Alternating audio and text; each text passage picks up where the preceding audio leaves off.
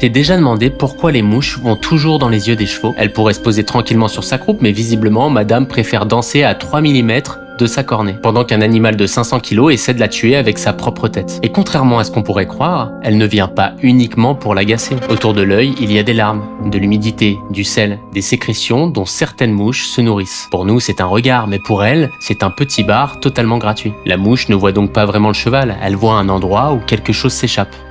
Une fuite. Et dans la nature, tout ce qui fuit finit par attirer quelque chose. Le sang attire certains prédateurs, la lumière attire les papillons, et les larmes du cheval attirent les mouches. Mais le plus étrange, c'est que plus la mouche irrite l'œil, plus celui-ci peut couler. Et plus il coule, plus l'endroit devient intéressant. La mouche provoque donc une réaction, puis se nourrit de ce que cette réaction produit. Objectivement, c'est un modèle économique remarquable. Trouver une faiblesse, l'entretenir juste assez, puis vivre autour. Et visiblement, nous avons beaucoup appris des mouches. Quand quelque chose s'échappe de nous, quelqu'un finit toujours par s'y installer. Tu te sens seul ?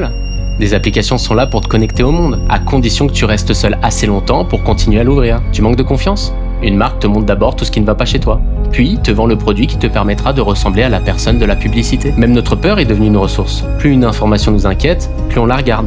Plus on la regarde, plus on nous en montre. Puis nous éteignons l'écran en disant « le monde devient vraiment terrifiant ». Pendant que le monde, dehors, continue parfois tranquillement d'arroser ses plantes. C'est là que le mécanisme devient difficile à regarder.